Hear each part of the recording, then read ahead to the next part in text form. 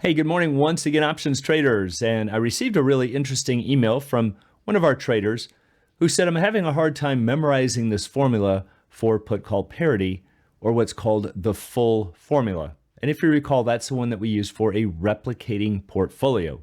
A replicating portfolio means that the synthetic portfolio behaves exactly the same, right down to the dollars and cents, as the actual portfolio. So I said, well, part of the problem is I don't memorize these formulas because that's always a hard thing to do. You have no frame of reference. Instead, what you want to do is learn how to visualize it. So I showed him how to visualize it. He found that it was very helpful, and I thought maybe it would help the rest of the group too. So let's take a look at a different perspective of put call parity. And as always, before we do, please be sure to click like and subscribe. It is definitely very much appreciated and helps to promote the channel. So let's start with put call parity. Remember, there are a couple of formulas. The first one is just stock plus put minus a call equals a bond. And so this is what we might call the full formula. This is what we use for a replicating portfolio.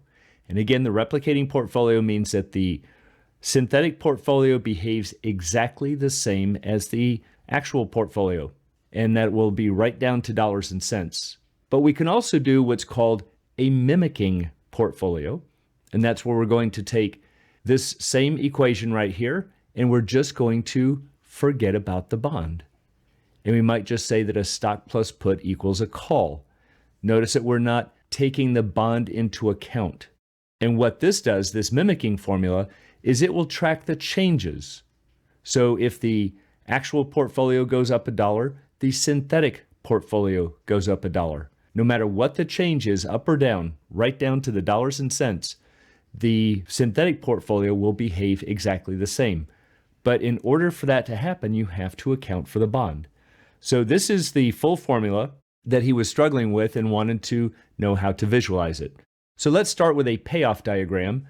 Remember that a payoff diagram will create the same shape as a profit and loss diagram, but payoff diagrams assume no cost of the position. And the reason that we assume no cost is not that it's realistic, but it allows for easier comparisons in some situations because everything lines up at zero. So for example, let's take a look at a graph. If we looked at a $100 call in a profit and loss diagram, it might look something like this. So maybe we paid $5 for this call. Here's our zero line. And so now we can see that our maximum loss down here is at -5. But if we put this same call option on a payoff diagram, we're assuming that we paid nothing for it. So it's just going to shift it up to here. Notice that it now lines up at 0. So once again, when we have everything lined up as this kind of a ground zero here on this black line, it can be easier in some situations to get some insights. And so that is why sometimes we will use payoff diagrams. So what is a long stock position on a payoff diagram? That's going to look like this. Notice that it's starting right here at 0, 0. If we looked at a long stock position as a profit and loss diagram, maybe where we paid $100 for it, it's going to look like this. See, now it crosses 0 at 100, and it would intersect this vertical down here at -100. That's because we're assuming that we paid 100. So that's really the difference between a payoff diagram and a profit and loss diagram. But other than that, they pretty much convey the same information. So here's what we're going to do. Let's start with our $100 call on a payoff diagram lined up at 0. And let's line up a $100 put. It's going to look like this. Now this is our straddle, right? There's our V shape right there. And of course, we're not going to see these wings. That's our straddle payoff diagram. Now, if this is long a put, where we have these negative deltas out this way, we're kind of sloping up to the left. If we instead sold the put, what would happen? Well, it would have to swing down to a 45-degree line down this way. And take a look at that. There's your long stock position. We're now intersecting down here at -100. Well, what would happen now if we're trying to get this stock position to line up right here at 0, 0, which is what we showed before. On a payoff diagram, a long stock position should line up here. Well, we need to shift from -100 up to 0. How could we be guaranteed to have $100 cash at expiration? Well, that's where the bond comes in. If we buy the bond, it's going to give us the face value of $100 at expiration, and that's going to shift this entire line right back up to 0. So there's our long stock position. And notice how we got there.